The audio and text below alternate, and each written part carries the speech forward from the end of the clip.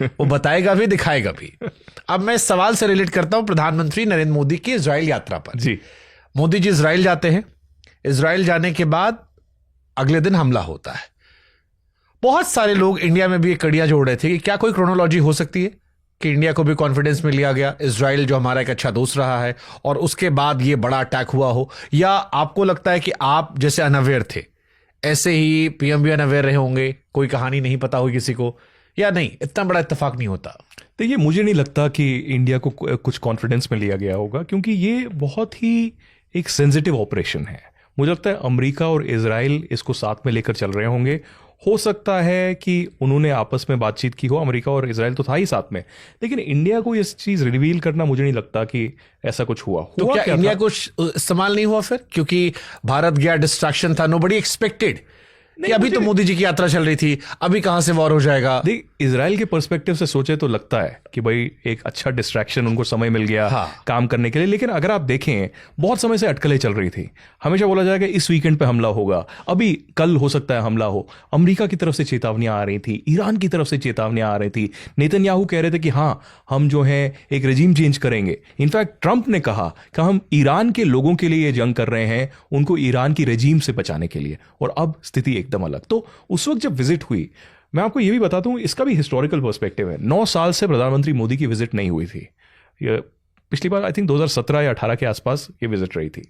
अब नेतन्याहू भारत आने वाले थे, लेकिन जैसे ही वो भारत आने वाले थे, उस वक्त लाल किले का हमला हो गया। तो यहां पर सिक्योरिटी सतर्क हो गई। और पहले भी आपने देखा कि 1-2 बार इजराइल के जो यहां पर राजदूत हैं या एम्बेसी हैं, उन पर हमला करने की कोशिश की गई है। आई थिंक एक बार 2011-12 में, और अभी कुछ साल पहले भी। तो सिक्योरिटी एक बहुत बड़ा मसला बन गया उनकी विजिट को लेके। तो मुझे लगता है इसीलिए मोदी जी की विजिट वहां पर जो है कराई गई, क्योंकि चाहे स्ट्रेटेजिक कॉपरेशन हो, चाहे एफटीए हो, मतलब जो बिजनेस डील होती है, जो ट्रेड डील होती है, या फिर खासकर इंटेलिजेंस शेयरिंग और डिफेंस मैकेनिज्म जो है मैन्युफैक्चरिंग को लेकर, उस पर इंडिया और इजराइल साथ आना चाहते हैं। और इसमें बहुत अहम चीज मैं आपको बताना चाहता हूं कि जब करगिल हुआ, तब इजराइल ने हमारा पूरी तरीके से साथ दिया। जो करगिल में बहुत सारे एम्यूनिशन यूज किए जा रहे थे, वो इजराइल की तरफ से आ रहे थे, और ये उस वक्त पब्लिक नॉलेज नहीं था, ये कई टाइम के बाद सामने आया। और अभी जब गाजा में हमास के खिलाफ हमला चल रहा था, तब ये रिवील हुआ। ये मैंने नहीं बोला, ये किसी सरकार ने नहीं बोला, एक राजदूत हैं पुराने इजराइल के इंडिया, उन्होंने बोला कि जैसे कारगिल में इजराइल ने इंडिया की हेल्प की थी and India felt gratitude towards Israel, उसी तरीके से इंडिया इजराइल की मदद कर रहा है and we feel gratitude towards India. वो क्या मदद थी, कैसे हो रहा था, क्या हो रहा था, ये पब्लिकली अभी तक किसी को नहीं पता। लेकिन एक चीज मैं आपको बता सकता हूं जो इजराइल में मुझे पता चली, और वो ये है कि इंडिया और इजराइल जो है बहुत चीजें पब्लिक नहीं करता, लेकिन ऐसी कुछ डिफेंस डील्स मुझे ऐसा लग रहा है, और मुझे टॉप सोर्सेज ने कंफर्म किया है कि जो इंडिया और इजराइल के बीच में हुई हैं मोदी जी की विजिट से पहले, और वो पब्लिकली अभी तक नोन नहीं है। उसमें एक चीज ये भी हो सकता है कि जो आयरन डोम है, जिसकी बातचीत बहुत ज्यादा होती है, उसकी मैन्युफैक्चरिंग यहां पर हो। और वो इसलिए भी हो सकता है, देखिए आयरन डोम अभी कहां से आता है, उसका जो मिसाइलें और बाकी चीजें हैं वो अमेरिका से आती हैं। लेकिन क्या इजराइल ट्रंप पर पूरी तरीके से विश्वास कर सकता है? क्या ट्रंप पर तो कोई नहीं कर सकता, ट्रंप पे कोई विश्वास नहीं कर सकता। और इजराइल और अमेरिका तो पूरी तरीके से आयरन ब्रदर्स हैं।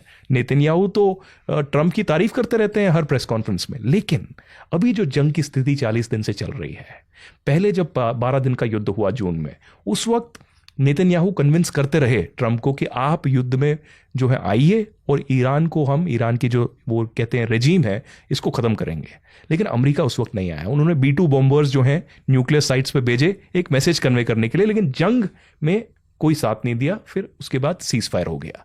इस बार पिछले 1 साल से लगभग नेतन्याहू ट्रंप को कन्विंस कर रहे थे कि आप जंग में आइए, और ट्रंप जो है पूरी तरीके से ट्रैप हो गए।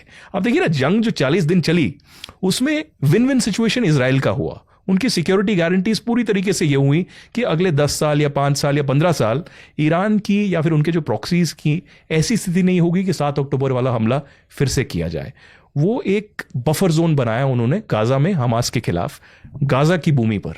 अब वो सेम बफर जोन लेबनान में वो बना रहे हैं, लेबनान की भूमि पर। और ईरान को पूरी तरीके से उन्होंने एक वीक कर दिया है। ऐसा नहीं है कि ईरान खत्म हो गया या हाँ, वो खत्म लेकिन कर सके। टॉप लीडरशिप को उड़ा दिया, टॉप लीडरशिप को उड़ा दिया, उभरने बहुत समय न्यूक्लियर साइट्स पे हमला किया, उनकी जो मिसाइल लॉन्च पैड्स हैं, ड्रोन मैन्युफैक्चरिंग यूनिट्स हैं, उन पे हमला किया, तो बहुत हानि तो पहुंचाई है।